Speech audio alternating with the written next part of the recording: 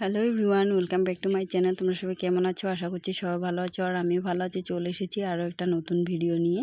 আজকে ছিল রবিবার আর আমি প্রত্যেক দিনই মনে করি রবিবার আসলে একটু রেস্ট পাবো, যেহেতু প্রত্যেক দিন আরদিয়াকে স্কুলে নিয়ে চলে যাই। তাই ভাবলাম যে রবিবার আসলে একটু রেস্ট পাবো, আর কোথায় আর রেস্ট করা হয় আমাদের। তো রান্নাঘরের যা যা বাসন বয়াম ছিল সব কিছু বের করে নিয়েছি ধুবো বলে, যেহেতু প্রত্যেক দিন ধোয়া হয় না। এমনি মুছে রেখে দিই, বাট ধোয়া হয় না, যেহেতু সময় পাই না। আরদিয়াকে নিয়ে স্কুলে চলে যেতে হয়, তার জন্য সময় পাই না। তো আজকে ভাবলাম যেহেতু সময় পেয়েছি তাই সব কিছু বের করে নিয়েছি, নিয়ে এখানে ধুয়ে আমি পরিষ্কার করে রৌদ্রতে রেখে দিয়েছি শুকানোর জন্য। তারপরে এখানে এসে ঘরের কার্পেটটাও মুছে নিচ্ছিলাম। অনেক দিন ধরে মোছা হয় না তেমন ভালো করে, মানে জল টল দিয়ে মোছা হয় না আর কি, শুকনো কাপড় দিয়ে মুছে নিই। তো তাই ভাবলাম আজকে জল দিয়ে মুছে নিই। ভাবলাম একটু ফ্যানের হাওয়া খেয়ে মুছবো ঘরটা, সেইটাও আর হলো না, কারেন্টটা চলে গেল। তো আর কি আর করা, তো বসে থাকলে তো হবে না কারেন্টের আশা করে, তো তাই আর মুছতে লেগে গেলাম। আর কয়েকদিন ধরে বৃষ্টি হওয়ার জন্য বাইরের বারান্দাটাও অনেকটা লেত্রা হয়েছিল, তাই ভাবলাম আজকে বারান্দাটাও মুছে দিব।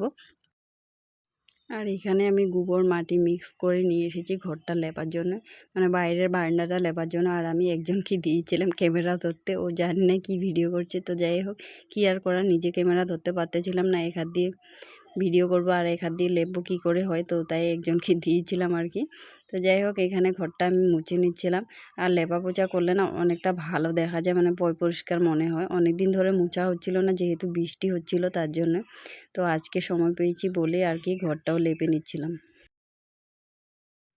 আর লেপা শেষ হওয়ার পরে দেখতে পাচ্ছ কত সুন্দর লাগছিল দেখে, মানে পরিষ্কার মনে হচ্ছিল। তারপরে আমি এখানে জলটা উঠিয়ে নিচ্ছিলাম, যেহেতু আজকে রবিবার তো কারেন্ট যাওয়ার সম্ভাবনাটা বেশি। তো তাই ভাবলাম আগে জলটা উঠিয়ে নিই, না হলে পরে জল না থাকলে তো কোনো কাজই হবে না। তো তার জন্য রান্নাঘরের জল, তারপরে বাথরুমের জল, সব কিছু ড্রাম সব ভরে নিচ্ছিলাম একবারে। আর যে বয়মগুলো ধুয়ে দিয়েছিলাম সেইগুলো এনে আবার জায়গা মতো রেখে দিয়েছিলাম। আর এদিকে আবার আমি স্নান টান করে চলে এসেছি একবারে ঠাকুর দিতে, যেহেতু আমার আজকে অনেকটা লেট হয়ে গেছে ঠাকুর দিতে, প্রায় 11:30টা বেজে গেছে। তো আর কি করা, ঘরের কাজকর্ম শেষ করে তারপরে এসেছি ঠাকুর দিতে। আর এখানে আমি আবার আরদিয়াকে স্নান করার জন্য জল তুলে দিচ্ছিলাম। আজকে ও স্নান করতে অনেকটা দেরি হয়ে গেছে, তার জন্য আর কি ওকে স্নান করাতে করাতে বলতেছিলাম যে পাখিগুলো অনেক দিন ধরে স্নান করানো হয় না, আজকে যেহেতু অনেকটা গরম দিচ্ছিলো তাই ভাবছিলাম যে স্নান করিয়ে দিব। ও শুনতে না শুনতে চিল্লানো শুরু করে দিয়েছে, আমি স্নান করিয়ে দিব, স্নান করিয়ে দিব। তারপর ও নিজে পাখিগুলোকে ধরে আর দিয়ে স্নান করিয়ে দিচ্ছিল। আর যে পাখিগুলোকে দেখে মনে হচ্ছে অনেকটা জল খাওয়ার ইচ্ছে হচ্ছিলো, তাই ওকে জল খাইয়ে দিচ্ছিল। আর পাখিগুলো স্নান করানোর পরে মনে হচ্ছিল আমার ওদের ঠান্ডা লাগতেছিল নাকি, এমন মনে হচ্ছিল। তারপরে আমি নিয়ে আবার রোদ্রুতে রেখে দিয়েছিলাম। আর এখানে আবার আমি ভাত বসিয়ে দিয়েছি। ভাত রান্না করতে করতে আমার অনেকটা গরম লেগেছিল, যার জন্য ভাবলাম আইসক্রিম একটা খেয়ে নিই। আর আমার আজকে দুপুরের রান্না দেখো কি কি করেছি।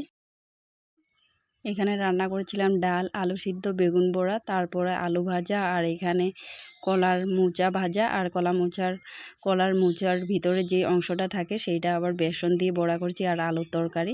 তো যাই হোক, আজকে সারাদিন কাজকর্ম করে আস্তে আস্তে মোটামুটি 1:30-2টা বেজে গেছে।